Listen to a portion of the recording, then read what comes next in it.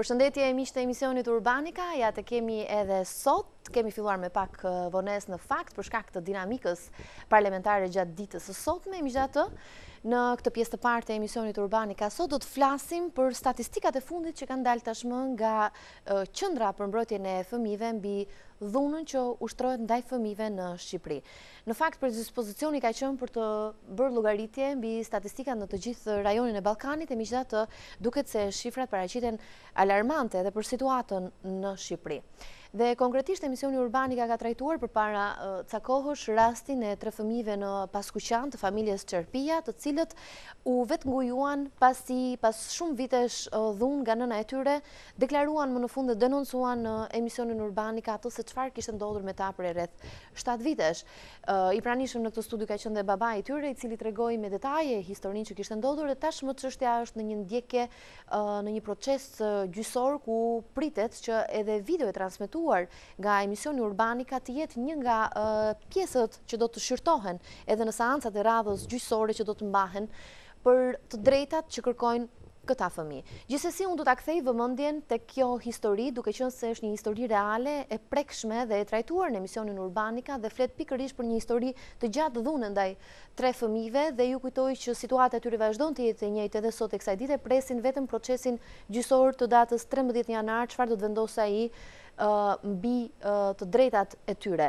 Gjithsesi, fillimisht unë do doja të ndiqnim insertin dhe më pas të diskutojmë bashkë në studio me psikologun Jashar Demiri, profesorin e psikologjisë që kam sot në studio, dhe sociologen Entela Binjaku, të cilët i përshëndes dhe ju uroj mirëseardhjen. Por fillimisht do doja të ndiqnim insertin dhe më pas të flisnim për statistikat e fundit të dhunës ndaj fëmijëve në Shqipëri.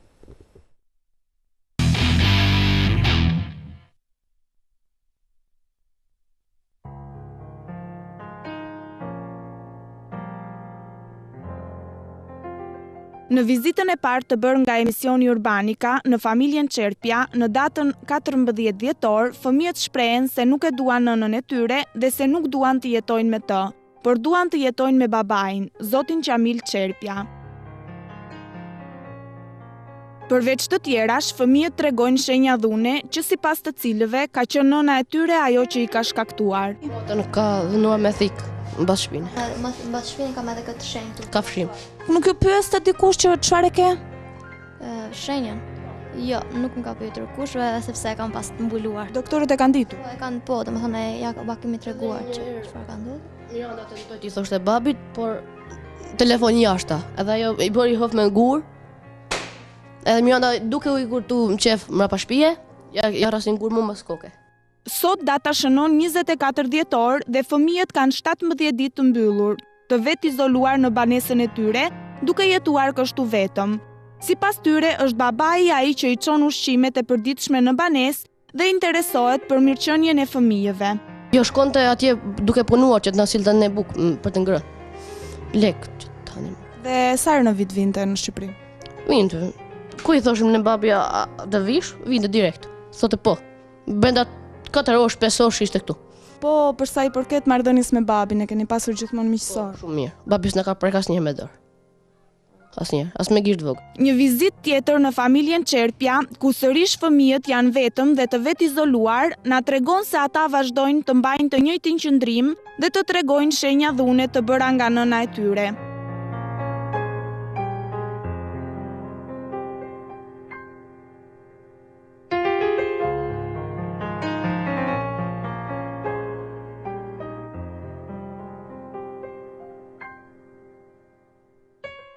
Shpendi që ke këtë shenjë?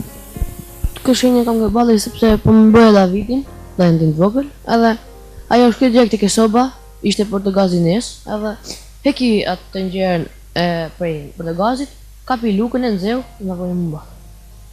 A e ka nxeu në moment? Po, në moment. Kujtoi Davidi shkakun që na nxjerri jashta, 2 ditë para na pa të nxjerri jashta, atin 4 më sipër, edhe i tregoj Davidit, di i tham babit, edhe kapi Davidin tu e rreth me kabull, edhe unë gjithashtu e mbët.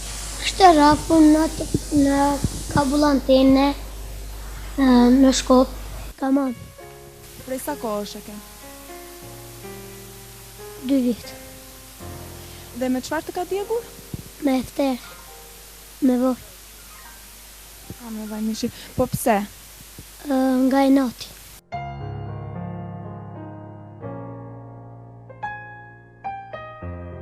Jo me cigarë, më ka kafshuar nga që shiko sa situata. Tha, unë I thash pse po flet në telefon, thash nuk ka po flet. Tha di unë tha se nuk ka po flas. Thash po cigarë pse po pi, thash ti nuk kam parë asnjëherë thash duke pirë cigarë, thash më sa.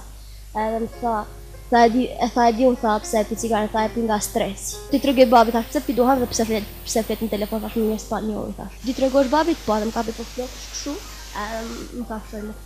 Pyetjes se a vazhdojnë të kenë të njëjtin qëndrim që kanë pasur në lidhje me nënën e tyre dhe me vendimin për të mos jetuar me të, ata I përgjigjen me një po të sigurt.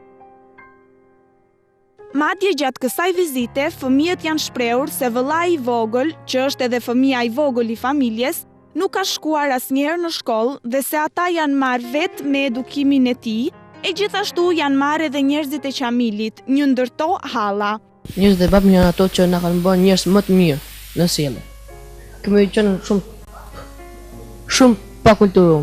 Rrishim jashtë. Po, na nxjerrë jashtë gjithkohës. Dish me bashkë gjas, me lexuar se gjë. Ai vogël Davidi di me lexu. Është ka mësuar me lexu tani. Fara, ai s'ka shkuar fare në shkollë.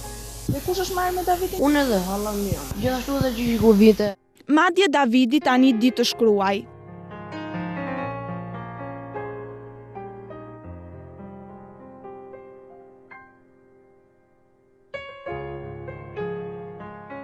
Davidi ndërron të jetë një fëmijë lumtur, ashtu si fëmia në kalendarin e vitit 2011, I cili ata thonë se nuk është ndërruar që kur ata kanë ikur në Dibër, te njerëzit e Taatit.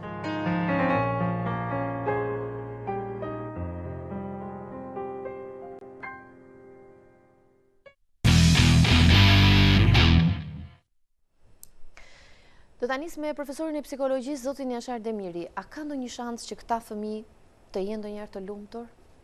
Si mendoni? Kur po ndiqja insertin, çfarë nuk më thoshte mendja.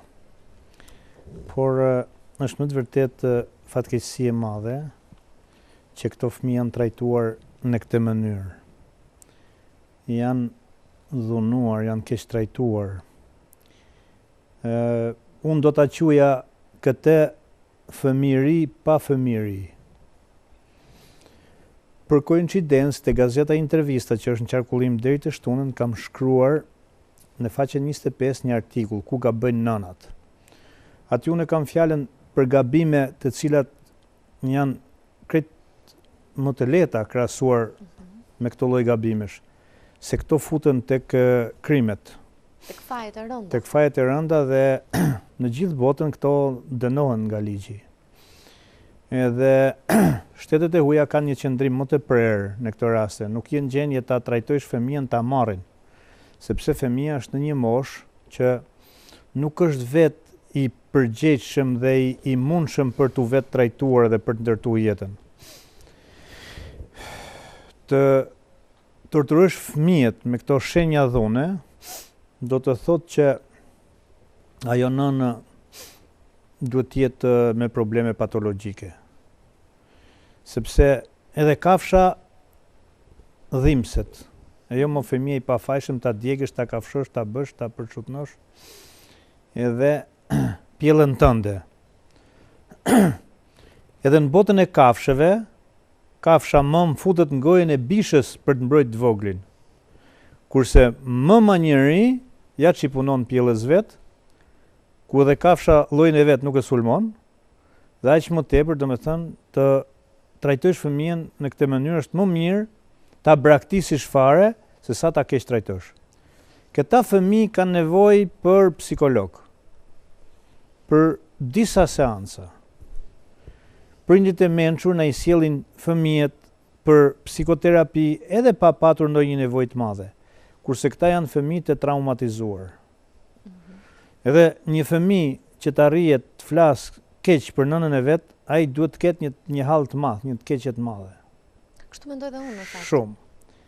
Që të arrijë fëmia deri këtu duhet patjetër që të ketë një arsye shumë të fortë. Sigurisht. Tani sepse nuk mund të asajoj dot të një histori të tilla, apo jo? Jeni dhe ju në Sigurisht, mundet po, një fëmijë, ato ishin shenja të ose dukshme, sa 3 fëmijë të sajojnë një histori nuk, të tillë? unë për shembull në shumë raste kur grindin prindrit dhe bisedohet me fëmijët që kemi qenë dhe në gjykat si psikolog për të mbrojtur drejtat e tyre, unë përpiqem të shoh ku kanë qenë manipulimet ose tendensat për t'i manipuluar. Sepse veprojnë prindit sa herë, domethënë për të hedhur balë mbi njëri tjetrin ose për të përfituar ose për të fituar të drejtën e mbajtjes fëmijëve, i manipulojnë fëmijët. I kompromentojnë me leke, me ëmbëlsire, me premtime, me fjalë të mira dhe domethënë i thonë thuaj kështu, thuaj ashtu. Kurse kështu s'ka nevojë të besosh fjalët e fëmijëve se ishin shenjat e dhunës, shenjat e unë nuk e di domethënë, nuk e di se si është lënë kjo gjendje të shkojë deri këtu. Për arsye se edhe shkolla vetë si institucion mungoj fëmia në shkollë duhet të interesohet. I kemi patur në fakt mësuesit të 3 fëmijëve të ftuar në studio për ta diskutuar pikërisht këtë problematik. Dhe ata e kuptuan nga ky emision që fëmijët në fakt dhunoheshin. Pasi justifikimet po të duhet ta kuptonin pa bërë ju emisionin, sepse juve bravo. Se ishte një histori e gjatë për rreth 6 vjetësh. Juve bravo qoftë, sepse me të vërtet po vini dorën aty ku ka plag. Mirë, po ju nuk mund t'i prekni të gjitha plagët, se Shqipëria është e madhe. Problemi është që duhet edhe ne të vetë punojmë, të vetë përmirësohemi edhe të civilizohemi si botë e huaj, si bota e civilizuar, që për rastin më të vogël domethënë njofton policinë. Pra informacioni dhe ndihma janë në shkallën më maksimale. Këtu dëgjon për shembull tjetri ulërima, komshia bën sikur s'dëgjoj. Këto ulërima tani tjetri mund të ketë nevojë edhe për ndihmë. Siç ishte rasti i Elbasanit doni të thonë. Siç ishte rasti i Elbasanit. Shumë tragjike edhe ajo ngjarje. Është shumë më e lehtë të parandalosh se sa të rikuperosh. Pastaj hapi derën, të keqes hapi derën. Tani këto fëmijë. Po pse na ndodh kështu pra që nuk reagojmë edhe kur dëgjojmë që ka ulërima në ambientet përreth ku ne jetojmë? Pse? Po sepse këtu tek ne vepron shumë vetgjyqësia, domethënë tjetri hak merret. Kurse jashtë vepron vetëm ligji i shtetit, domethënë tjetri nuk ka punë me personin, ka punë me ligjin. Kurse këtu për shembull tjetri thotë i çel të lashë vetes. Domethënë. Po ç'më duhet mua se nesër pas nesër do të përballem me personin? Sigurisht, për shembull ka ushtruar dhunë. Nëse për shembull jashtë dikush goditi makinën dhe çdo banor që është aty njofton policinë ose mban shënim, tutenet tjetri të ndëshkon, thotë ty ç'të duhet, e kupton? Edhe pastaj njerëzit e shohin veten më rehat të mos futen, mos përzihen se sa thon mjaft kam hallet e mia. Mirë, po kështu nuk zgjidhet çështja se hallet e mia unë, hallet e tua ti, po me hallet e njerëzve me shumë halle tani, të cilët kanë nevojë për mbrojtje, kush do të merret? Ka një teori të psikologëve amerikanë, në fakt, që e kam lexuar nëpërmjet një libri që quhet Mjetet. Është pikërisht kjo teoria e të izoluarit në vorbullën tënde. Ajo është dhe mosdalja prej saj është shumë herë më e rrezikshme se sa dalja nga ajo thyrja e tabus. Më vjen mirë që e pas keni lexuar këtë libër të shkruar nga 2 psikologë, përpiqem ta lexoj vazhdimisht, që ka qenë avokat dhe një psikiatër, të cilët përshkruan 5 mjetet kryesore. Një ndër këto, për shembull, është që quhet zona e rehatisë dhe për të mos kaluar atë që quhet zonë e dhimbjes, domethënë kthehesh në atë zonën tënde të rehatisë, e cila në të vërtetë është një izolim. Kurse, po të ka përcesh këtë zonën e dhimbjes, domethënë po të durosh, po të përballesh, po të luftosh, po të vuash në një farë mënyre, duke thënë unë e dua dhimbjen, atëherë kalon te zona e mundësive pafund që quhet. Mirë, po kjo lloj rehatie, domethënë vetëm duke u strukur ose duke futur kokën në rër si struci, kjo nuk sjell zhvillim. Ne duhet të ngrejmë probleme dhe ne duhet të zgjidhim probleme. Këtë që bëni ju gazetarët në studio duhet ta bëjmë edhe ne qytetarët. Edhe ne. Për shembull, se njerëzit e disi janë bërë çik indiferent. Për shembull, në një pallat hidheshin qeset me plera nga dritarja e katit 10, edhe të tjerët sicili ikten punë vet, inshallah s'm bie mua në kokë. Tani, në këto raste duhet vepruar, duhet veprojnë të gjithë. Ato që dikur quheshin organizatat e masave, nuk ishin fort kot ato. Sot të tilla nuk ka, po sot opinioni, shoqëria, gjithkush duhet të ngrejë zërin.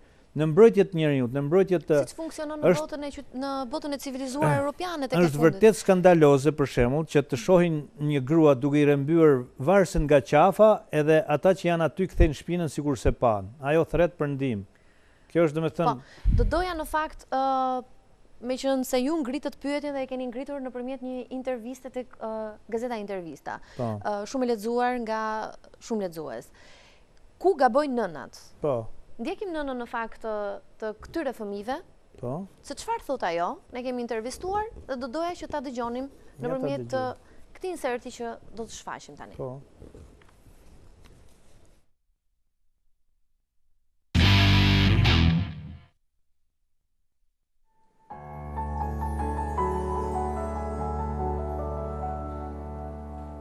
Kjo është ndërtesa ku punon nëna e 3 fëmijëve të familjes Qerpja, e trajtuar disa herë në emisionin Urbanika. Ndërkohë që fëmijët dhe ish bashorti Qamil Qerpja pretendojnë se nëna ka dhunuar fëmijët për një kohë të gjatë, një tjetër medalje e kësaj historie na shfaqet teksa bisedojmë me zonjën Rabie. Zonjë Rabie, ku po qenë? Kjo është shoqata e grave. Jetoj pa fëmijë, unë i dua fëmijë, i dua shumë, se i kom marrë 9 muaj në barë. I kom rrit me të falme. 2 vjet e fundit mi morën për pushimin në Dibër dhe s'mi cilën ma. Qytëm për shtëpie, jashta, në shi. Më ka marrë policia, më ka shku për shoqata e grave. Sa ko keni qenë larguar nga shtëpia? 1 muaj. Mbani mend momentin e fundit si u largua, si u ndat me fëmijët? Erdhën shkullë në komisariat, erdhën në kalamajt të shtëpia, më thanë, mami hapet derën, dilën me forcë, me gurë, me shëndrëth e ku këshin ardë njës tjerë, kalamajt në borë, dhe hapa derën, mëra policinë, na më policia në komisariat, dhe të mërën vesh me burë, e në dhëmë vetë në dhëmë time. Në gjesë, ku të qova, thëmë, gota, që të shëtë mëci jashtë e mami, e shita, më shëllin derën, në më veta jashtë. Edhe pse në trupat e fëmijëve gjendjen shenja dhune, zonja Rabie nuk pranon asgjë. Madje asaj i duket e pa kuptim pse fëmijët i kanë dalë kundër.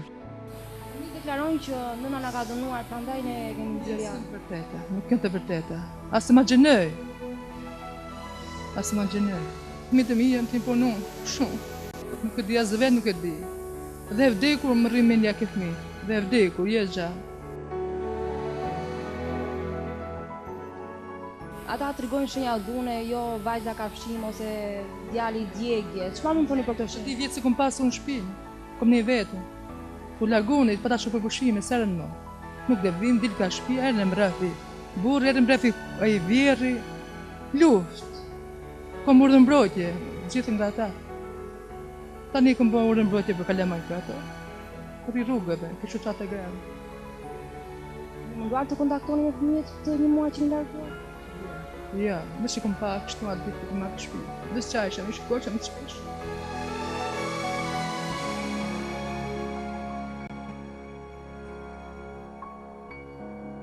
Teksa kujton vështirësitë që kanë kaluar në 15 vjet kujdesje për fëmijët e saj, me Zimesh dhe Lota ajo kërkon fëmijëve dhe shtetit vetëm një gjë, të kthejnë syt nga ajo. Ju lutem, të vinë ke mami vetë, si du shumë.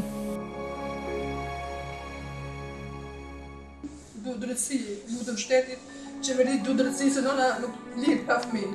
Si dhe me që nëna. O nënë.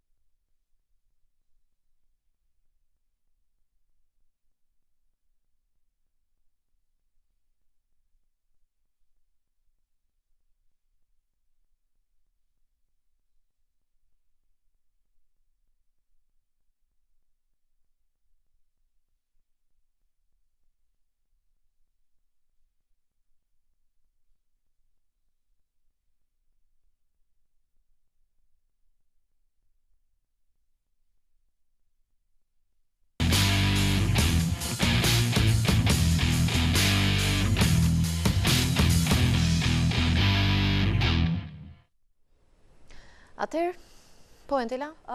Rastin e familjes Qerpia unë e kujtoj shumë mirë, ne kemi trajtuar, i kemi dhënë një vëmendje shumë të madhe në trajtesën tonë. Do dëshiroja t'i kthesha pak pyetjes suaj fillestare, a munden këta fëmijë të jenë ndonjëherë të lumtur, dhe mendoj që ky duhet të jetë një shqetësim shumë i madh i të rriturve, që çdo herë t'i drejtojmë vetes pyetjen fëmijët që ne rrisim sa të lumtur janë, po nga ana tjetër ndjej në sfond të kësaj pyetje një psikozë të madhe që ka përfshirë shoqërinë, ku humbja e shpresës dhe besimit tek ato që ne ndërtojmë tek përditshmëria jonë dhe tek e ardhmja e fëmijëve, pra është lëshuar për të dëshiruar. Kështu që rasti i kësaj familjes nuk mund të bën gjë tjetër versa reflekton pra një mungesë të eficiencës së shumë institucioneve, përfshirë këtu ato të institucioneve që janë varësi të Ministrisë së Arsimit, të Ministrisë së Rendit, por edhe të Ministrisë së Punës dhe të çështjeve sociale, shanseve të barabarta. Prandaj ne vërtet si të rritur kemi shqetësim, por në rast se institucionet nuk përfshin brenda fushës së tyre të veprimit, pra jetët e këtyre fëmijëve, nuk do të kemi gjë për të ndrejqur, pra. Ti po më tregoj gjatë reklamave një rast të ngjashëm? Po, sepse unë vazhdoj të jem me mendimit që kjo nën sigurisht i do ata fëmijë. Sensibiliteti matern është i pamohueshëm. Mendoj shumë që kjo grua ka shfaqje të personalitetit të dyzuar, ne kemi diskutuar së bashku, por ka nevojë të depistohet kjo gjë. Ajo që unë po ju thoja në publicitet është që ka ndodhur shumë herë që për ekzaminim është çuar fëmia, i shoqëruar nga i rrituri, në këtë rast nëna, dhe ka rezultuar nga ana e mjekut që më e sëmur ka qenë nëna se sa fëmia. Dhe këtu jam duke folur për raste të shëndetit mendor. Pra ai fëmijë reflektonte shfaqje të problemeve të shëndetit mendor, por baza e vërtet e tij ishte nëna e tij, e cila mjekja u tregua shumë profesioniste dhe që në konsultat e para epikasit e tha, së pari duhet kuruar e jëma dhe së dyti fëmia, sepse sigurisht ata nuk jetonin së bashku, por në çdo kontakt të tyre kishte probleme që reflektoheshin tek fëmia fillimisht. Kuptoj. Ne psikologët njohim edhe një term, domethënë i llojit në kuadrin e klasifikimit të llojit të mamave. Edhe është edhe një term që quhet nëna sadiste. Nëna sadiste do të thënë që një farë mënyre për pesë parë spec godet fëmijët e vet dhe nga kjo i duket sikur çlirohet ose sikur ndjen kënaqësi. Nëna sadiste. Këtyre ditëve ju kujtoj në fakt qarkullon në Facebook një video e tmerrshme që ka shokuar shumë njerëz, unë i shoh komentet, ku është një nën e cila me mendjen që do t'i bëjë një tatuazh fëmijës së saj 3 vjeçar e mban të bllokuar, ndërkohë që fëmia qane ulëret gjatë kohës që i bëhet tatuazhi.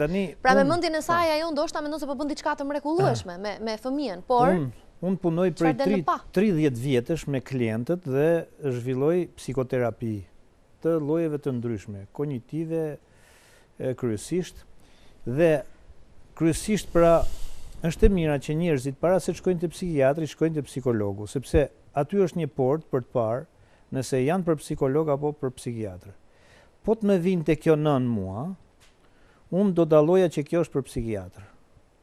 Sepse unë shoh një gjendje depresive të saj, jo për shkakun sepse kjo është e mërzitur për mungesën e fëmijëve, po sepse, domethënë, cila është gjendja e saj shpirtërore që e ka çuar në këto veprime ekstreme, kur fëmijën tënd, aq më tepër tëndin, nuk mund ta godasish me atë lloj pamëshirësie, nuk mund ta torturosh në atë mënyrë.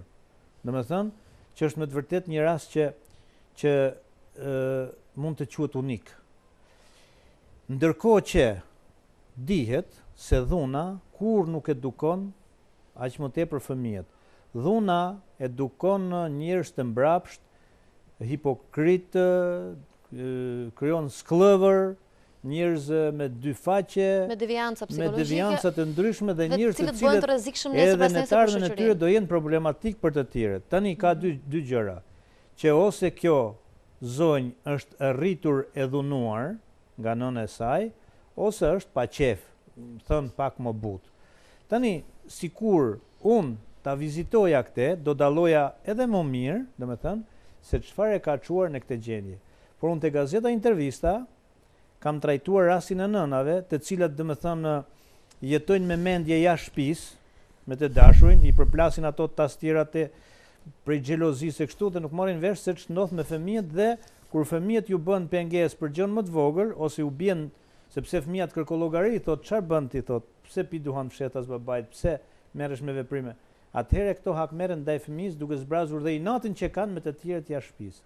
Në këto raste kjo nën e humbet të drejtën për t'i trajtuar ato fëmijë. Dhe është fatkeqësi e atyre fëmijëve që ju mungon nëna, se fëmijëve ju mungon nëna. Më tepër çaj hallin e fëmijëve në këtë rast se sa të nënës. Por një trajtim i mirë me bashkëpunimin psikiatër, psikolog, te mund ta bënte një nën të mirë dhe fëmijëve t'ju duhej një nën e mirë. Sepse nuk është sa ta s'duan. Pra mund të rivendoset komunikimi mes tyre. Patjetër që po. Por edhe pse është vonë, por prapse mos thuaj kur se është vonë, domethënë, sepse duhet bërë diçka.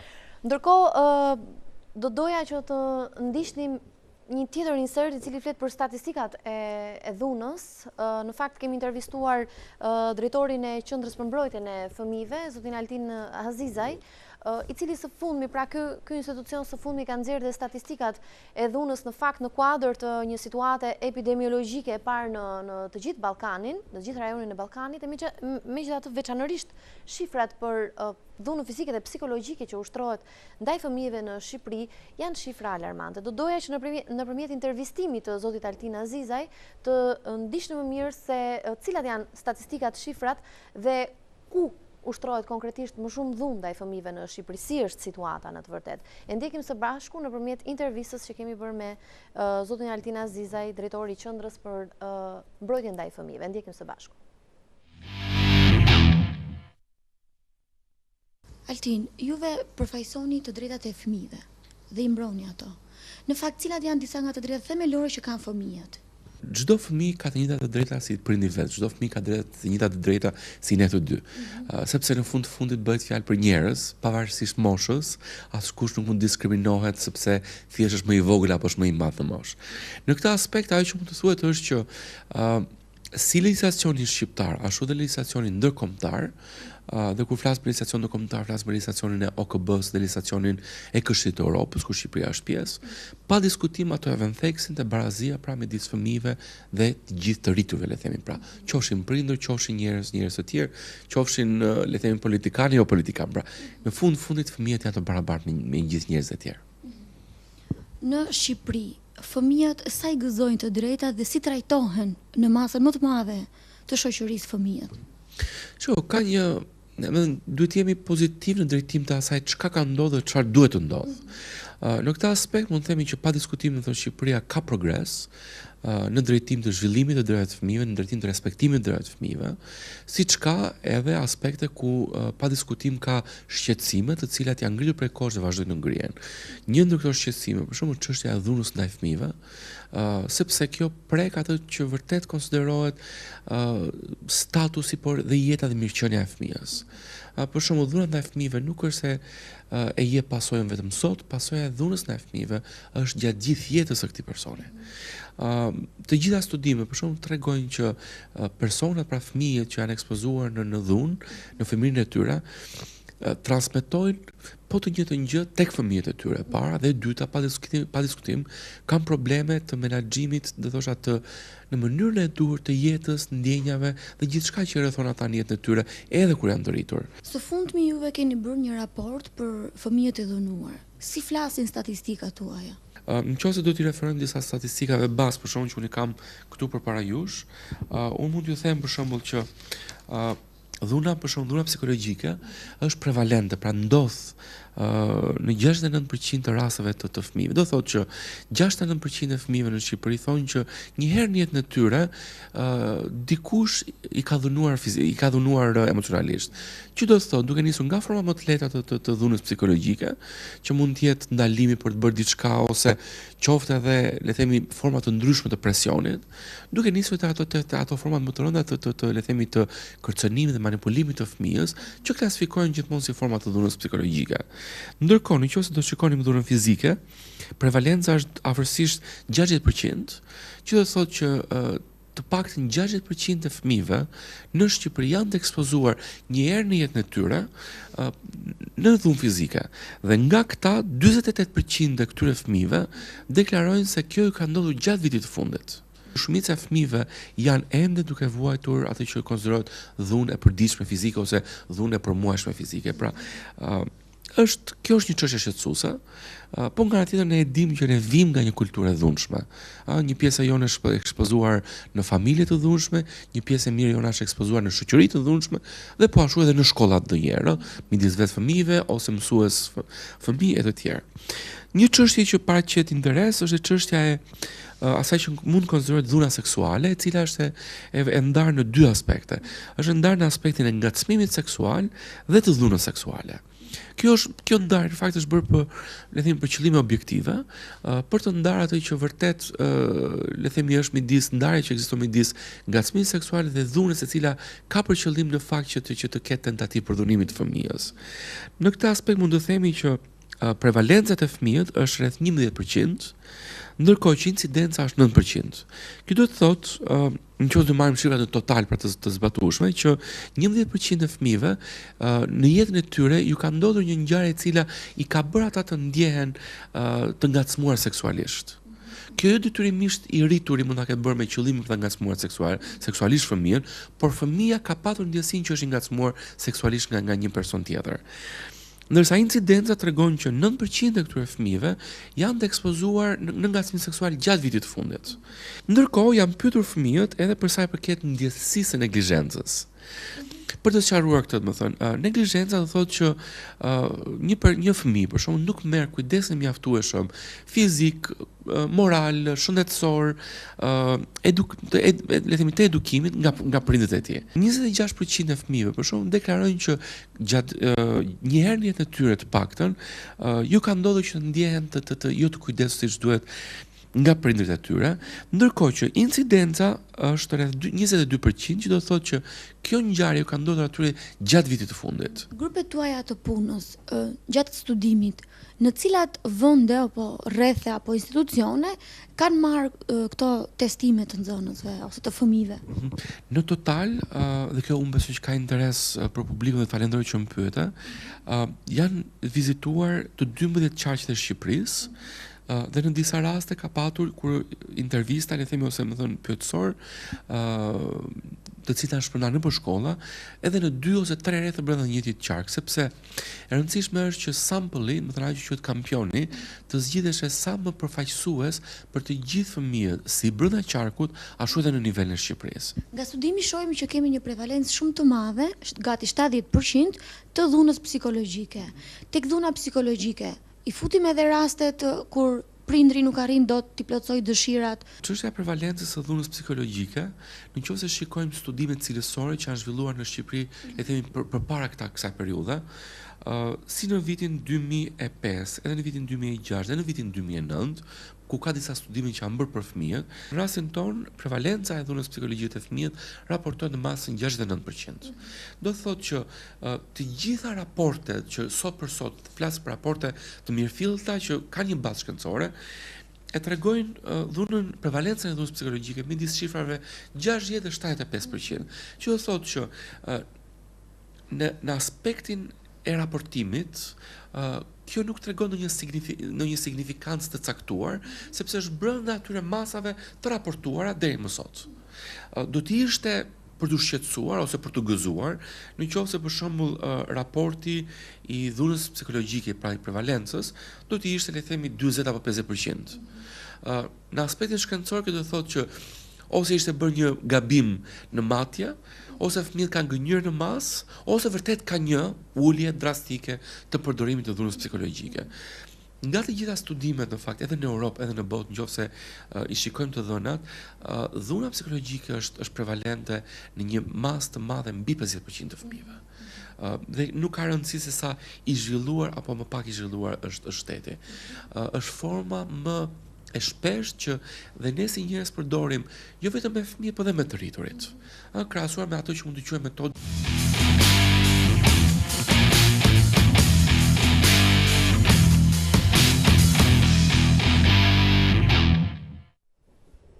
Dela, si mendon përballë këtyre shifrave? Po, i ndoqa shifrat, jam në dijani të këtyre shifrave qysh dje, kur patën një jehon shumë madhe mediatike me të drejtë, sepse në fundit të reflekton një punë që ka bërë një grup njerëzish, por të them të drejtën unë në përgjithësi jam pak skeptike në qëndrimet e mia, të paktën qëndrimet e shprehura lidhur me cilësinë e disa studimeve, sepse unë arrita kuptoj shumë mirë shkallën e përkushtimit, por në interpretimin e të zonave hera herës gjej një lloj egzagjerimi të pa natyrshëm.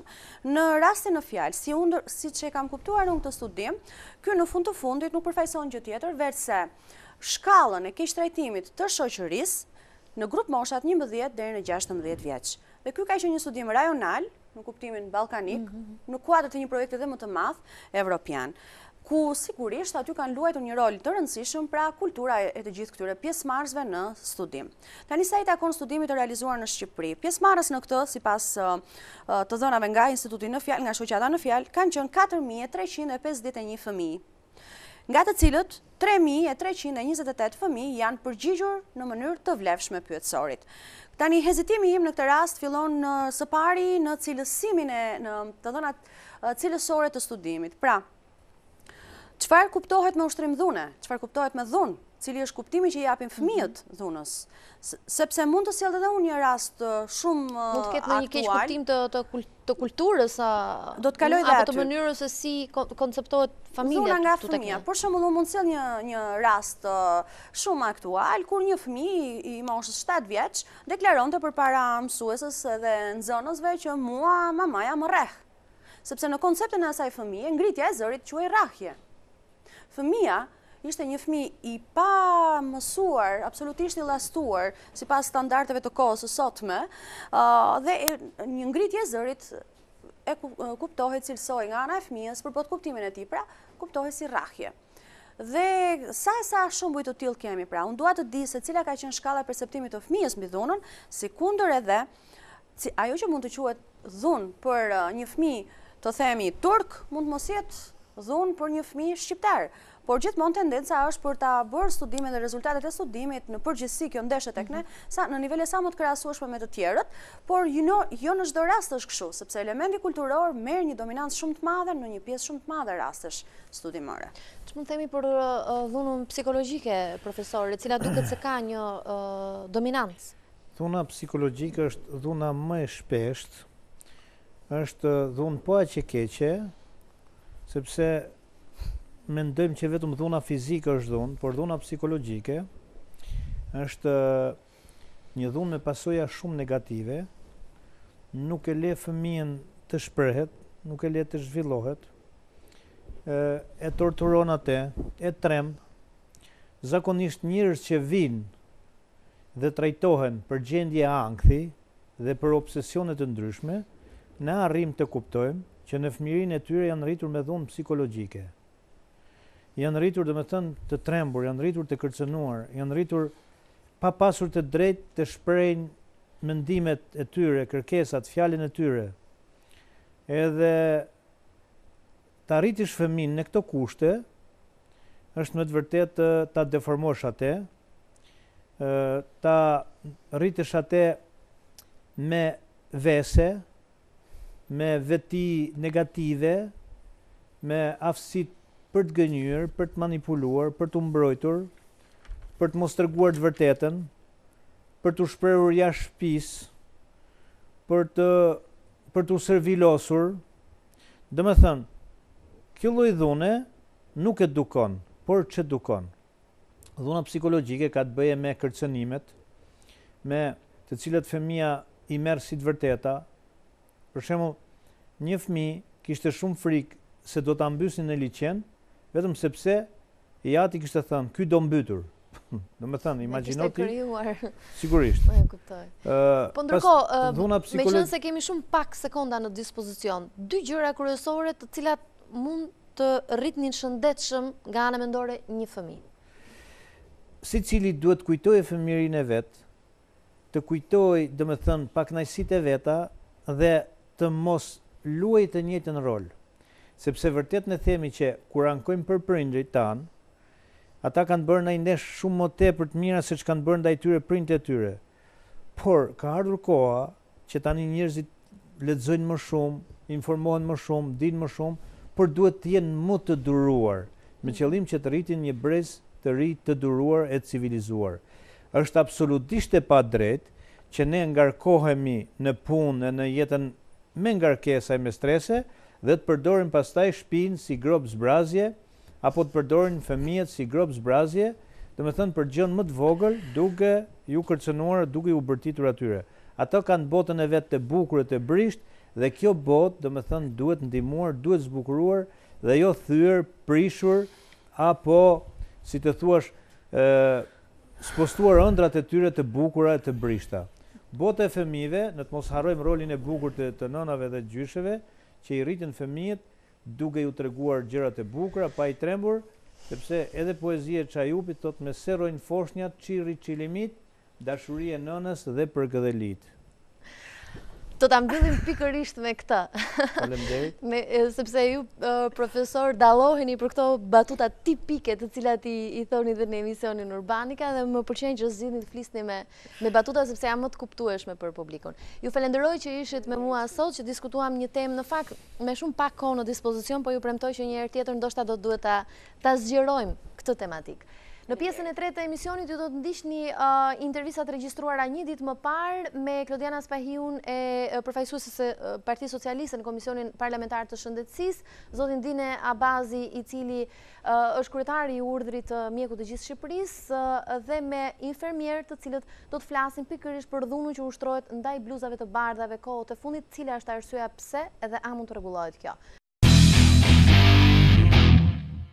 Në këtë pjesë të tretë e emisionit Urbanika për sot në fakt do të diskutojmë për një tjetër temë, do të vëmë theksin tek ngjarjet e fundit që kanë ndodhur në fakt me sulmin nga të afërm të pacientëve në kryesisht në qendrën spitalore universitare Nën Tereza ku janë goditur infermierët.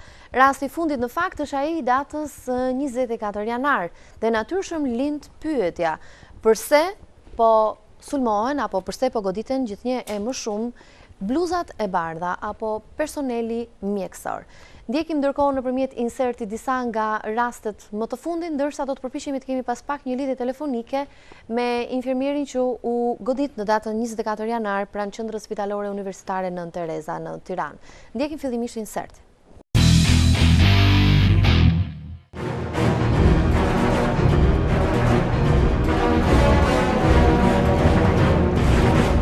Rikthehet dhuna ndaj bluzave të bardha në Tiranë. Vetëm disa ditë më parë, më 24 janar, ndihmosmjeku Rush Dymeria u godit me karike në kokë në Spitalin Universitar Nën Tereza. Burimet pranë QST-s sqarojnë se pacienti që ka goditur ndihmosmjekun ishte i afërm një pacienti të shtruar në këtë spital. Ndihmosmjeku 41 vjeçar mori plak të rënda në kokë dhe u nështrua në rryerjes kirurgjikale. Një ngjarje ngjashme ndodhi më 3 shtator të vitit të kaluar në Spitalin e Korçës. 60 vjeçari Hajdar Bregu nga fshati Lubonik, i shtruar për 7 ditë në sanatorium, godet disa herë me karike mjekun Thomanini, duke i shkaktuar plak të shumta në kokë. Burimet nga policia bëjnë me dije se shkak për dhunën ndaj mjekut është bërë fakti se ai nuk i ka lëshuar një kemë 61 vjeçarit. Vetëm një ditë më vonë pas kësaj ngjarje mjekët protestuan për pasigurinë e tyre në spitale.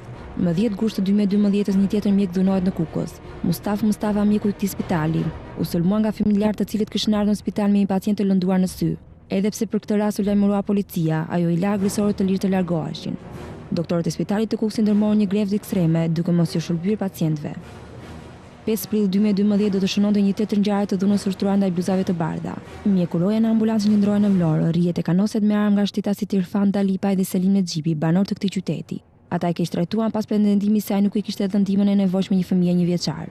Mjeku roja pasi ka vizituar dhe dhënë ndihmën para prakave fëmijës, i ka kërkuar personave ta dërgojnë në pediatri për një trajtim të specializuar. Por sugjerimi i dhënë ka acaruar babain e fëmijës, i cili në bashkëpunim me 25 vjeçarin Nexhipi, ka fyer fillimisht mjekun e më pas e ka goditur atë duke i kërcënuar edhe me armën e gjaut. Rastet e dhunimit të mjekëve janë të shumta, çdo vit regjistrohen raste të tilla. Ajo që mbetet fakt është se mjekët ushtrojnë profesionin e tyre në ambiente të pasigurta.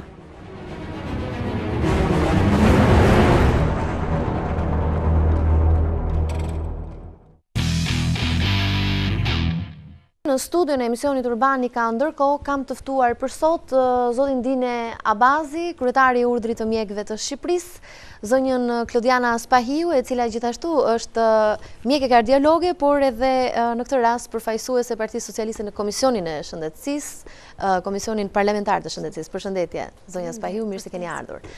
Ndërsa në një studio paralele gjendet një tjetër infermiere, një tjetër përfaqësuese e personelit shëndetësor, zonja Mimoza, e cila gjendet pra për emisionin Urbanika në këtë studio. Përshëndetje zonja Mimoza. Përshëndetje. Infermiere pranë Qendrës Spitalore Universitare Nën Tereza në Tiranë. Mirë se keni ardhur. Ndërkohë, diskutimi nis pikërisht me pikpyetjen e madhe që na lind të gjithëve, duke se kur është bërë si një fushë beteje, pra. Nuk e dinte nëse edhe juve ju duket kështu me këto raste të përsëritura të goditjes së personelit shëndetësor. Përse mendoni se ndodh kjo, zoti Abazi? Po, nuk është hera para që diskutohet rreth kësaj teme, siç u paraqitet edhe këtu në iniciativën që u shfaq para pak, rastet janë të shumta, janë të përsëritura. Faktorët janë të shumtë që shpihen në një konflikt tillë midis të smurëve ose familjare me personelin mjekësor. Duhet kërkuar këta faktorë në përgjithësi në kontekstin e shoqërisë që kemi, duhet kërkuar në kontekstin e sistemit shëndetësor, duhet kërkuar të vetë personeli mjekësor. Faktorët janë të shumë, natyrisht. Duhet kërkuar edhe tek një prirje, një tendencë që është bërë për ta vënë mjekun në shënjesë të gjithë të këqijave që ndodhin në mjekësi, pavarësisht se kush është faktor i këtyre gjërave që ndodhin. Domethënë mjeku sot në propagandën që bëhet, në ato që flitet e që shkruhet, është bërë për publikun, jo është njeriu që i mjekon, i shëron, por është përftyrohet nga të smurët, nga një pjesë e smurëve, sikur po shkojnë tek një armiku i tyre, jo tek një mjek shërues. Ka një arsye përse ndodh ky fenomen, zoti Abazi? Në radhë parë duhet them që çdo fenomen negativ që ndodh në sistemin shëndetësor, me personelin mjekësor, në shërbimet mjekësore, qofshin këto raste që për cilat po flasim, për cilat është tema sot, qoftë në rastet e gabimeve mjekësore, të dështimeve në mjekësi, të fajeve në mjekësi, duhet kërkuar gjithmonë tek sistemi. Domethënë, në themel të gjithë këtyreve, në themel të mirave apo të këqijave të sistemit shëndetësor, të sukseseve, të dështimeve të një sistemi shëndetësor, të shërbimeve mjekësore, të personelit mjekësor, themel këtyre është sistemi shëndetësor. Duhet të rregulluar, duhet të shëndoshur sistemi shëndetësor që të shëndoshet i gjithë personeli që punonte, që të ketë shërbime mjekësore ashtu siç i presin dhe pretendojnë me drejtë të smurët dhe publiku. Nëse sistemi shëndetësor nuk funksionon si duhet, sigurisht personeli mjekësor do t'i përshtatet sistemit që e mban dhe ushqen. Më thonë që zoti Rushdi Merja është në këto momente në lidhje telefonike. Përshëndetje, zoti Merja. Përshëndetje.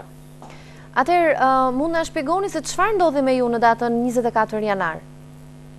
Unë nuk jam ndjeni se si po drejtoni emisionin, po unë di që kam dalë sot nga remacioni, për ata arsye që ju dini, edhe rasti im është tepër i veçantë, nuk është për shërbim, mos shërbim. Në fakt pacienti nuk ka ardhur akoma për të shërbyer unë. Aparatura është unikale e këtij lloji në shtet. Siç është edhe ditë që dhoni urdhë se një ditë para patëm një avari këtë dritat. A më dëgjoni? Po, ju dëgjoj. Po, ju dëgjoj, zoti Merja. Të nesër drejtoria që nxjerr një urdhë që aparatura e rëndësisë veçantë, siç është aparatura të zgjuar në vesh, po ditë të tripti. Edhe rezonanca të mos ndizën deri në urdhën dytë. Domethënë, mos trajtohen pacientin në urdhën dytë. Letra kështar se çdo shef shërbimi, rasti konkret që shefi im Mustafa Xhami. Po. Pacienti më vjen të para mbrapa, me shqetëson në telefon, çes lez aparaturën, duke u fundu, duke bë. Rast, i mora më tash mjet numër telefon, në moment që të marrim urdhën për të rifilluar punë, që të mbizet aparatura, që do kemi dritat mjaftueshme, energji, unë do të marr të parën sepse kështu që vendos dhe shefi me marr të parën. Mbasi që gjen dhe me shefin dhe me një kolegun tim, që quhet Gentian Muça. Po. Gjithsesi, pacienti vjen i dehur, edhe unë them i gris të dyja diplomat nëse sa pat të lënë narkotike, jo më pi alkolike. Si bëj analiza ka mulkon. Gjithsesi, kusurin, në fjalë fatkeqi isha unë. më thot, dilni jashtë qarom, unë dalë para, mas me ka qenë kolegu. Në moment pa më njoftuar fare, ka gjujt, me dorez, nuk e dirëm, ka mullu gjaku bluzën me balë. Unë bluzën balë, si kam bërë reklam, është aty në kohë gosht në salë, gjithësësi, në ato momente për të janë gjenë një breshri, kanë qenë 2 veta, arlaja, djallë gjallë, që ka pat, duke kapë që ka riket prisër aty me këtë kom hekuri, e duke gjujt në vend dhe pa vend. Në cilën më thasë një sot, po të një armacioni, më thanë që frinë pavion, unë dole sepse e shovetër ma mirë nuk jam për stimuluar. Nese kam gjonë në rezonancë, kam fut me shefin Gjergjin, ka fut drejtori vetë, edhe në drejtori Besim Boqi, edhe do ikin 8 qek nëse do fut në rezonancë. Pa syre, platë e mija dhjen, kam hematoma në trup, si dhe mos në anë në pjasë, por veshtet, kam hematom në sy, nga godite, nga mas kokës, se s'ko më godite nga para, kam 3 hematoma të brëndshme, në cilën që uroj mos reaktivizohen. Se qose e në njek aty, dhije që po reaktivizu hematoma prek trurin, rëzikohet jeta ino. Unë tani po flas jam mirë, pashme. Me gjithmonë në efektet e mjekimit. Ka mërë manitol 6 ditë rjesht, 2 herë nga 100 ml, që është për kokën. Kam përgjër që sus petitin për natë, i për burfen gjëra shu që kam përdor vetë natyret. Plus, antibiotik fuqishëm me serum. Tani kjo është gjëna ime reale, dhe thashtë dhe herë që una ime ka qenë tepre veçantë, për të unë shprej institucione dhe unë ka për shprejën, po u shpreja me gjithë të prish juve, se ta të gjallë emisioni sa me plot për ju, sepse për dhe ta shprejët institucioni, unë nuk kam se shprejëm. A shprejë shefin e shepimit, a shprejë drejtoria, drejtori, personalit, edhe ministria. Kjo është gjithë problemi im, që nuk ka qenë problem shërbimi. Pacienti ka qenë me dokumenta referimi, ka të shprejë faturën që ka shprejë 8.000 lek, ka qenë atë kartela, edhe në moment do vindë dhe mu me kartel dhe me fatur, ku të afrojt e shërbimi, që të njështë me aparaturën. Në kuptuat, në odi sa në kuptuat. E kuptoj. Ju falenderoj, Zoti Merja, ju e sqaruat shumë mirë në të gjithë fjalën tuaj, gjithë shka ka ndodhur, unë ju uroj shërim të shpejt. Unë dhe ka thënë diçka, unë merë keq ma shumë që tashi, a i se një individ i keq, ose 2 individ të qi. A i njëri, a ti se njerës, një djallë gjaj, një vla, apo një baba, që mu të vinë në takon dhe pagën spital, a shpetoj kë njëri, apo nuk shpetoj. Si isha komplet i pasajshëm. Edhe këte nuk e bon. Me që bon gjithë sotia, prisa njëri nga to, se njerës jemi, edhe themen e koka falu nuk pritët, unë jam nga Tirana, kupto, edhe kam arë njëri të 187 në punë, edhe jam e dhe një përdojt aparaturë, në shumë një kali, plus nuk po të theme gjëra tjera, kam qenë specializime transplant dhe veshë dhe më pesë tash, kam gjithë të vite që punojmë njëtë në klinikë. Jam që panë që atë Tiranës, 3 mandatë rreshtë, jam, që të theme që nuk du të ngresë të jap yje dhe të time.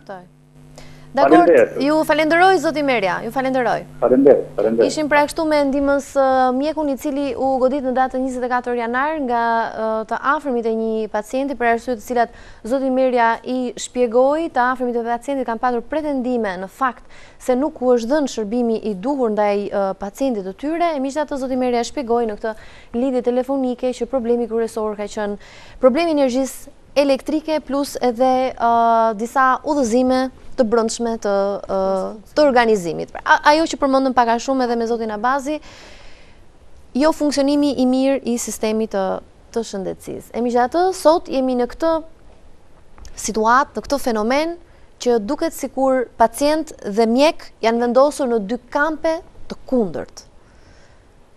Përse ndodh, Klodiana? Ju si mendoni? Zoti Abazi thot probleme në menaxhimin e sistemit.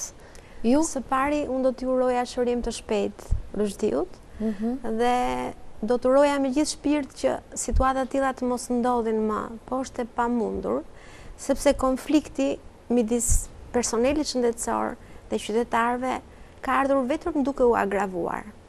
Kronikat që ne ndoqëm më parë, të regjistruara në kohë të ndryshme, tregojnë që ky konflikt është acaruar dhe për mendimin tim dhe të gjithë kolegëve tanë dhe të personave me cilët ne konsultohemi çdo ditë, është që kjo është vetëm maja e icebergut dhe të gjithë këto gabimet e sistemit të akumuluara përballen midis konfliktit që krijohet me personelin shëndetësor dhe me qytetarin.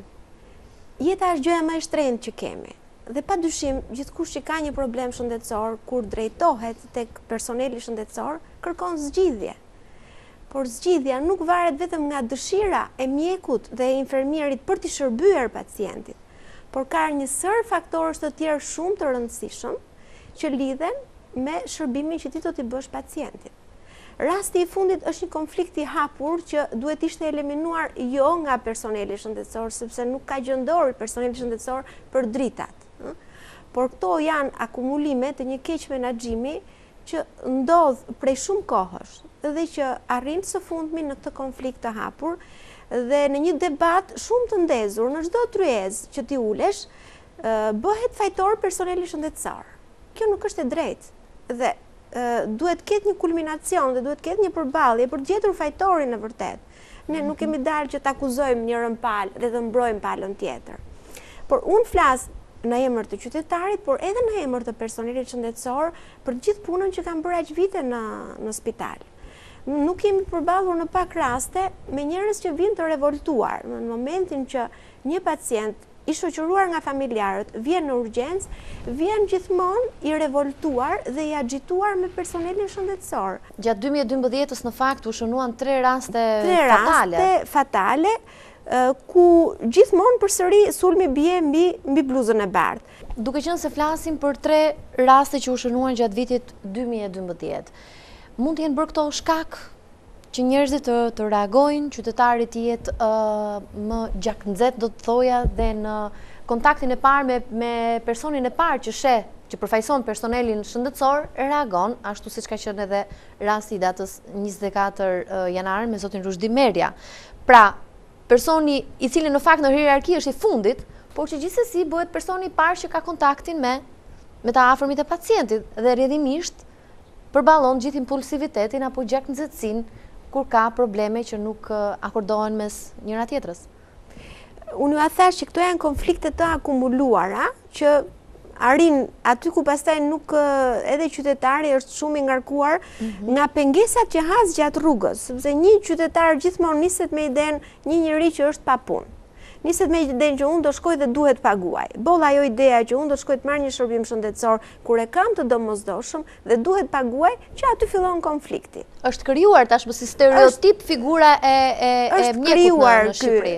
Tashmë ky konflikt i krijuar, i acaruar edhe nga shumë faktorë të tjerë, edhe nga pasiguria për jetën dhe nga pamundësia për të marrë shërbimin shëndetësor, dhe nga pamundësia për të paguar, dhe nga pamundësia për të blerë medikamentet, rrumullohen të gjitha bashkë dhe gjithë kjo urrëtie do të kalojë mbi personin që ti ke përballë.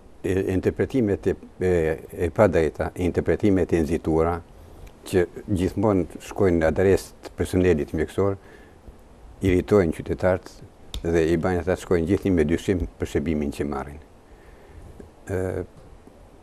Unë do thosha që personeli mjekësor në përgjithësi, përjashtojmë rastet veçanta sigurisht, është një personel që profesionalisht është i përgatitur mirë, ka një profesionalizëm të lartë dhe ka një përkushtim për çmuin, për jetën e çmuit, ka një dashuri për njeriu, vetë profesioni ka bërë këtë që të jetë i tillë.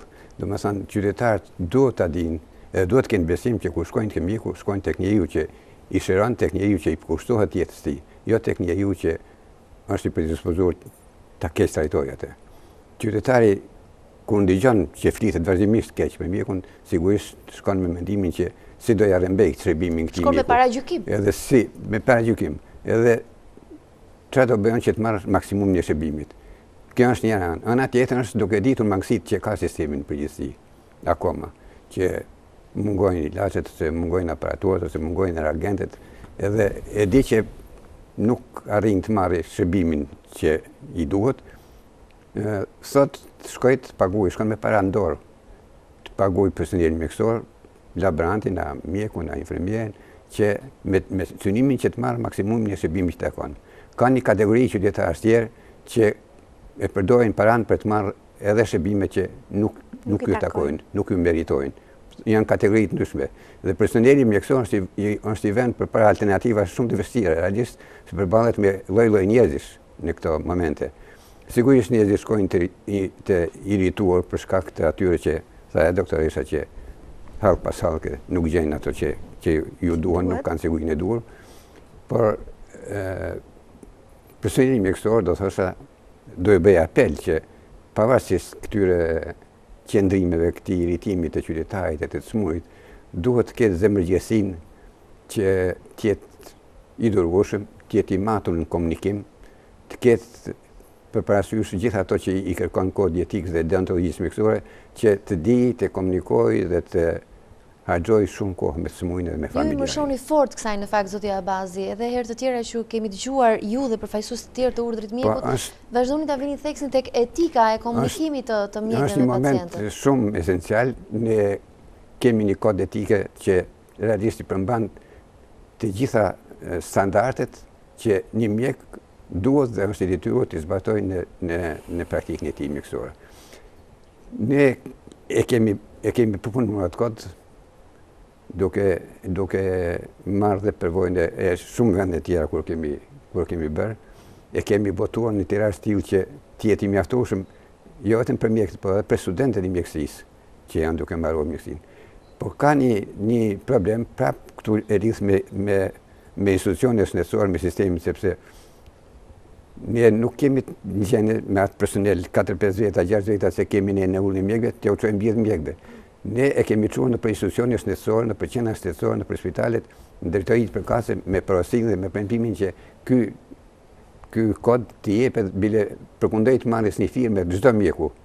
Mirë, po nuk realizohet kjo. Jo çdo mjeku i shkon kodi. Jo çdo mjek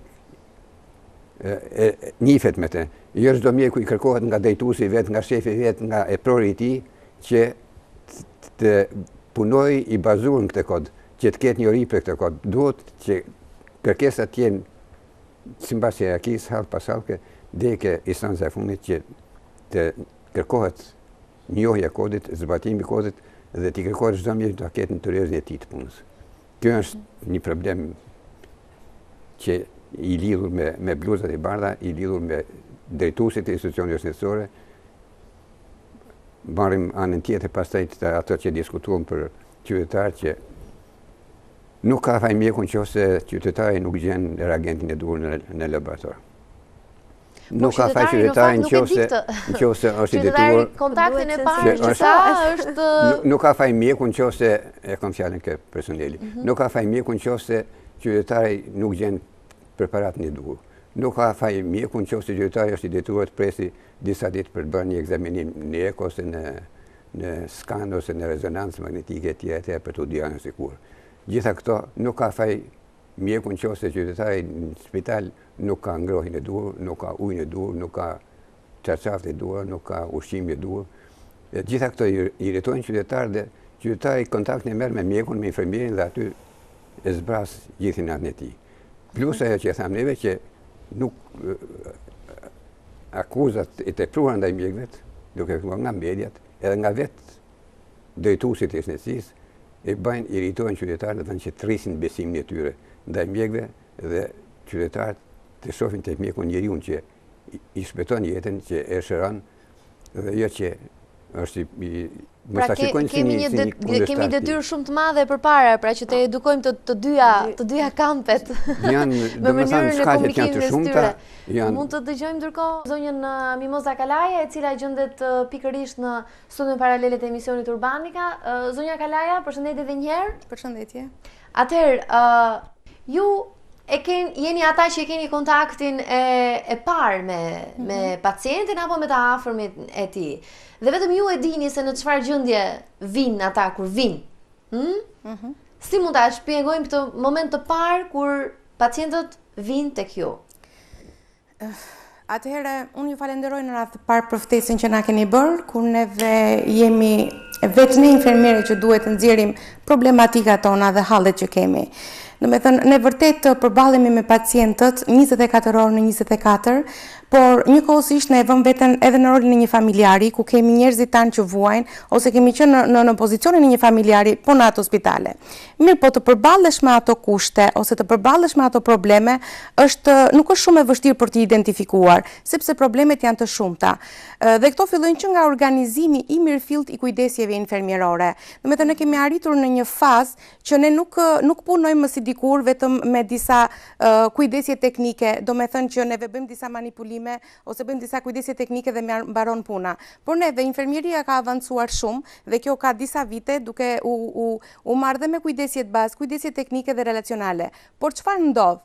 Ndodh ajo që ka kohë që infermieristika është në një kaos. Dhe unë këtë e them me bindje të plot, duke u nisur nga se si organizohet të gjithë shërbimi infermier në qendrën spitalore universitare. Është për të ardhur keq. Po përse është në kaos? Është në kaos sepse unë e thash edhe një herë që fillon që nga organizimi infermieror. Ne nuk kemi një dokument ligjor që të na mbrojë punën tonë si infermier. Kur kjo ka qenë çështdosja e kujdesjeve infermierore, që para shumë viteve u aplikua në një projekt shumë të madh zvicerian, ku ne dokumentonim të gjitha aksionet që ndërmerrte infermieri përpara pacientit, në krah të pacientit. Të gjitha këto aksione që merrnim, aksione teknike apo aksione edukative.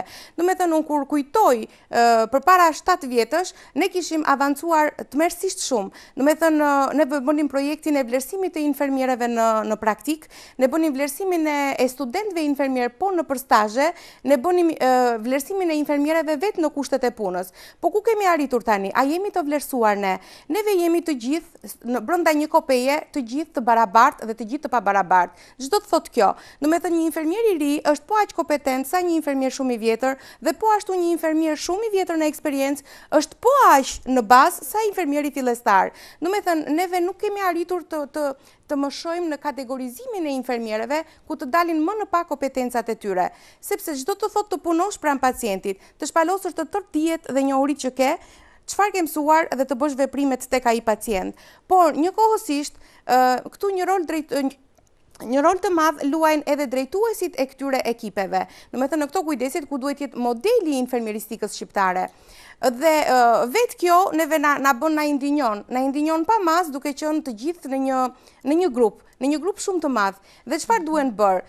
E mira është që ka gjithë bota dhe ne eksperiencën e kemi, kapacitetet i kemi për t'i bërë këto sepse i kemi dhënë provat që janë bërë dikur, ku infermierët kategorizoheshin dhe ndaheshin sipas viteve të punës dhe sipas eksperiencës që ato janë.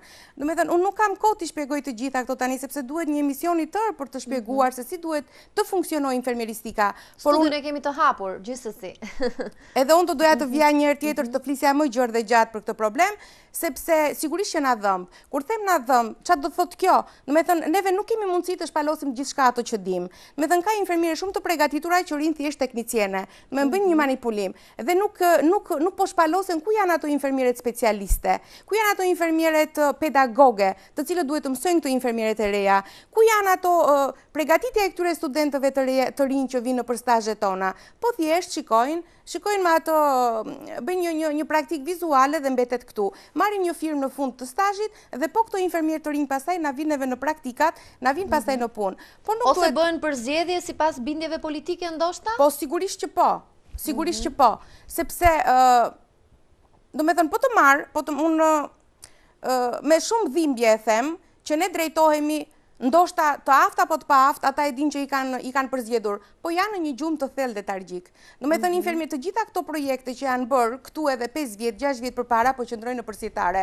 Ne kemi bërë, do me thënë, kemi arritur të bëjmë politikat në infermieristik. Ne kemi arritur të bëjmë të gjithë rregulloret dhe detyrat për çdo kategori infermieri. Dhe kjo nuk është pak. Kemi arritur të bëjmë protokollet. Vërtet këto mund të ndryshojnë me kalimin e kohës, por aman është bërë diçka. Është bërë një dokument themeltar i të gjitha kujdesjeve infermierore. Dhe është për të ardhur keq ku të gjithë arrin në sirtar. Dhe sigurisht unë si infermiere e vjetër ose si infermiere e trajnuar, sigurisht që nuk më vjen mirë që të gjitha këto qëndrojnë pezull ose qëndrojnë nëpër sirtare. Do të thënë, si mund të punoj pa një kartelën time, ku unë të shkruaj të gjitha problemet që kam me të smurin, ku unë dokumentoj gjithë punën time, e cila kjo do më shërbej për të vlerësuar cilin do infermier që do të vlerësohet një herë në 6 muaj apo një herë në vit. Dhe jo, thjesht nga drejtoria bëhet një vlerësim vizual, ti je shumë e mirë, ti je shumë e keqe, ti mund të ikësh dhe ti mund të rish. Me thënë, kjo është shumë e dhimbshme për të thënë. Thash dhe një herë është, thash nuk kemi kohë. Dhe ky bëhet pastaj stërmullari i të gjitha të këqijave që po ashtu rëndojnë mbi personelin mjekësor, por pse jo edhe tek qytetari, sepse qytetari ende nuk është i qartë se ku qëndron. Sigurisht. Ku qëndron faj, ku është dilema. Sigurisht. Do të thënë dhe ai kur përballet me ne, përballet me një infermier i cili se di se kush është. Për shembull, ne nuk ajo që unë dua të më shoj më shumë dhe që më bën shumë përshtypje, ne nuk kemi një shpërndarje të drejtë të këtyre infermierëve në përshërbime të ndryshme. Unë po përqendrohem në QSUT, në Qendrën Spitalore Universitare, aty ku punoj, dhe ku aty unë kam dhënë kontributin tim përpara shumë vitesh dhe që doja shumë të vazhdoja te AIPja për ta nxjerrë nga kjo gjendje unë bashkë me kolegët e mi se asnjëherë s'bëhet vetëm, dhe nuk kemi një shpërndarje të drejtë. Do të thënë, nuk kemi standarde në infermieristik, ku në pavione shumë të vështira është e pamundur të rinj një infermiere në një turn me 20 të smur të rënd, që duhet të vrapoj sa nga një ricep në tjetrin të pavionit dhe ku nuk arrin dot i bëj të gjitha punët që ka. Thjesht bën ato manipulime. Është e pamundur nga njerëzit të komunikosh drejt, sepse dikush tret me urgjencë, por ti je vetëm, ku nuk ke asnjë sanitare në punë, që mund të ketë dhe probleme madhore, mund të rrëzohet nga shtrati dhe unë duhet të thras pacientët e tjerë që të vinë ta ngrejmë, që kjo është absurde. Kjo nuk ka, nuk mund ta mendosh që të jetë kështu, por gjithashtu nuk kemi dhe një shpërndarje të mirë të personelit brenda një shërbimi. Do të thënë brenda turneve, do të thënë duhet parë edhe specifika, duhet parë edhe ngarkesa fizike dhe psikologjike që infermieri ka në një punë. Do të thënë bota ka ecur shumë përpara me infermieristikën. Ato kanë arritur tani të masin dhe ngarkesën psikologjike të infermierit, ku pastaj fillojnë dhe pagesat. Ndërsa ne jemi shumë prapa, do të thënë neve nëse ecëm disa vite përpara jemi kthyer prapë përsëri mbrapsht. Kjo nuk është e mirë për ne. Sigurisht që kjo është dekurajuese për gjithë ne, kjo është dekurajuese edhe për ata infermierë që vinë, dhe unë përballem për ditë me infermierë të rinj të sapo emëruar, të cilët ata janë me të njëjtat kompetenca si mua në pavion dhe që vazhdimisht thrasin dhe kërkojnë ndihmë. Tani duhet të bëjmë dhe punën e pedagogut, por gjërat janë të ndara. Do të thënë, unë nuk po respektoj dot punën time për ta bërë deri në fund, për ta bërë ashtu siç duhet. Do të thënë, pra kostoja nuk është vetëm individuale, por është kosto sociale. Sigurisht që është kosto sociale dhe shumë e madhe. Sigurisht edhe kosto edhe që ndikon direkt ke pacienti në cilësinë e shërbimit, në cilësinë e dhënies së këtyre kujdesjeve, sepse unë do t'i kap përciptas këto aksione, pa u mundur të futem në lësi, pa u mundur të futem në psikologjinë e tyre, pa u mundur që unë të futem, do të thënë, në problemet që kanë ato familjarët, dhe të mos harrojmë që infermierët kanë diagnozën e tyre, që ata vendosin ndryshe nga diagnoza e mjekut, ku ai e vendos një herë në fillim dhe pastaj në fund që është apo jo nuk është, ajo që ka qenë, por infermieri brenda një tetor shqipune mund të vendosi disa diagnoza infermierore. Pra ne jemi partner të mjekëve, nuk jemi ai personeli mesëm në thonjza që flitet me kaq për çmim, por jemi ata infermierë që kemi në dorë edhe dështimin edhe suksesin në dhënien e këtyre kujdesjeve. Do të thënë dhe duhen vlerësuar dhe duhen parë me tjetër sy. Do të thënë duhen mbledhur ku janë dhe ku s'janë këta njerëz të përgatitur për ta nxjerrë nga kjo gjendja infermieristikën. Dhe ajo çfarë unë dua të them prap, nuk ka struktura të mirëfillta në infermieristik. Do të thënë, kur them struktura të mirëfillta, janë struktura që tila duhet të krijojnë qendrat e edukimit shëndetësor për personelin. Dhe këto nuk kërkojnë ndonjë kosto të madhe.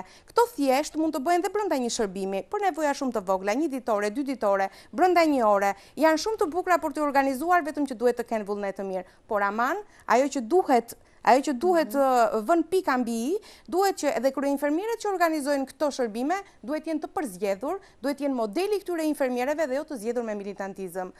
E kuptoj. Zonja Kalaja, ju ishit shumë i qartë, me një frymë arritët ta sqaroni dhe të jepnit thelbin e fabulës, në fakt, pavarësisht se po t'i hyjmë në detaje, jam e sigurt që do duheshin disa emisione urbanika për t'i diskutuar dhe për t'i analizuar. Të falenderoj shumë. Faleminderit dhe juve. E dëgjuam nga zëri i një zonje që përfaqëson personelin e mesëm, siç e theksoi ajo, por që në fakt është kryesori që ndihmon punën e mjekut, jo vetëm në vendosjen e diagnozave, por edhe në ndjekjen e terapive dhe gjithçka tjetër në drejtim të pacientit. E ndoqim nga zonja Kalaja që kjo nuk është vetëm një kosto individuale, është një kosto sociale, është një kosto shëndetësore. Natyrshëm lind pyetja se çfarë duhet bërë për ta zgjidhur këtë kaos në cilën ndodhemi, siç thot zonja Kalaja, që është personi që e njeh problematikën në thelb. Ajo bëri një propozim. Duhet të organizohemi të gjithë së bashku ndoshta dhe të ketë një zonë unik të infermierëve të Shqipërisë për të bërë një kategorizim të secilit prej tyre, por edhe për të pasur trajnime të vazhdueshme. E megjithatë, ne prap jemi përballë faktit konkret. Kjo është situata, kaos. Çfarë do të bëjmë? Problematika që ngriti mimoza janë problematikat reale, që ato i ndjenë çdo ditë mbi supe dhe që qytetari i ndjen në momentin që përballet me problemin shëndetësor. Ajo që tha Mimoza që një pavion i tërë me 50 smur duhet përballohet nga 2 infermierë, është e pamundur të imagjinohet. Është tragjike dhe e frikshme. Po, është realiteti. Kur e mendoj në fakt skenën, është realiteti i hidhur që jetojmë ne sot në spitalet tona. Dhe kjo është vetëm për shkak të keq menaxhimit. Kjo është situata që është aktualisht në spitalet tona. Nuk është ajo situata e bukur që transmetohet nëpërmjet drejtuesve. Ky është realiteti që përballemi sot me qytetarin dhe me të smurin. Dhe kjo nuk është për fajin e asaj infermieres që është vetëm me 20 smur në gjendje të rëndë. Atëherë çfarë duhet bërë? Ato problematika që ajo ngre dhe zgjidhjen reale që ajo i jep, është eksperiencë pune e kaluar që duhet patjetër një kategorizimi i infermierëve, duhet një krye infermiere që të jetë aftë ditë të menaxhojë të gjithë infermierët e tjerë. Por këto janë gjëra të lidhura jo vetëm me organizimin, këto janë gjëra të lidhura me keq menaxhimin që ndodh për shkak të drejtimit militantik që ndodh aktualisht në sistemin, po marr sistemin shëndetësor, po thuajse në të gjitha sistemet e tjera është futur në çdo qelizë. Është shumë vështirë për ta ndryshuar këtë realitet. Por shpresoj që duke implementuar një sistem shëndetësor që do t'i ofrojë shërbim shëndetësor të gjithë qytetarëve, duke mos u nisur nga pagesa, duke mos u nisur nga lekët që ai mund të ketë në xhep, por nga mundësia për të shërbyer për sëmundjen që ka, unë them që realiteti do të ndryshojë. Nuk do të ndryshojë menjëherë, nuk mund të themi që por do ta marrë formën e vet. Unë them që me përpjekje. Zotja Bazi, ju ç'mendim keni? Si mund ta zgjidhim të kaos që është tashmë real në sistemin e shëndetësisë dhe edhe ju vetë po huat në këtë studio? Vërtet, sistemi shëndetësor është vetveti një sistem i ndelikur me shumë probleme. Asnjëherë nuk do të themi që i kemi mbyllur problemet në mjekësi, gjithnjë do vazhdojnë përmirësimet, gjithnjë do vazhdojnë të ketë probleme. Problemet aktuale janë problemet të mbartura, nuk janë të sotshme të realisht. E dyta, do të them që nuk është vullneti një ministri shëndetësisë sa do të përpiqet që mund t'i zgjidhë këto probleme. Nëse nuk veprojnë brenda sistemit edhe jashtë sistemit të gjithë aktorët në funksion të shëndetësimit të popullatës e të shëndetit popullatës. Në mjekësi bën reforma, nuk them që s'janë bërë reforma. Unë praktikisht nuk përfaqësoj asnjë parti politike, unë përfaqësoj urën e mjekëve, edhe s'kam qejf të andoj nga politika. Unë do kisha doroja që Partia Socialiste ti realizoj këto që parashikon programet e veta dhe unë do të mbështesja ashtu siç mbështesja sot çdo reformë të mirë që bëhet në shtëpi, ose siç jam kritik për ato që nuk janë bërë dhe që duhen bërë. Por unë do t'i jep shumë si krahas gjithë reformat që bëhen në sistemin shëndetësor, që sistemi shëndetësor nuk mund të reformohet dhe nuk mund të përparoj nëse nuk reformohen njerëzit në radhë parë. Reformimi i njerëzve fillon nga ata që menaxhojnë sistemin shëndetësor. Ne në mënyrë kronike nuk kemi pas asnjëherë menaxher të mirë fill të sistemit shëndetësor. Aq më keq sot duke u futur politika, menaxherët zgjidhen mbi kritere politike. Është detyrimi i mjekut e çdo personaliteti mjekësor që gjatë gjithë jetës së profesionale të azhonojë dhe të perfeksionojë dietën e tij që në çdo kohë në përputhje me historinë e shkencës mjekësore të jenë gjendje që t'i ofrojë shërbim dhe kujdesin mjekësor të smujt. Por duhet dim një gjë që këto probleme që hasim në sistemin shëndetësor sigurisht janë fenomene që ndodhin edhe në vende të tjera, pavarësisht zhvillimeve që kanë. Dihet që sistemi shëndetësor është një sistem i mbarsur me gabime, dhe këte me gabime jo, po me rreziqe të mëdha. Me rreziqe që kostojnë deri në invaliditet njerëzve, deri në humbje jetës njerëzve, pavarësisht se shumica shërohen, shumica shpëtojnë, por për shkak të vetë sistemit që është i mbarsur me këto gabime për shumë arsye të ndryshme, ka dhe humbje, ka dhe dështime.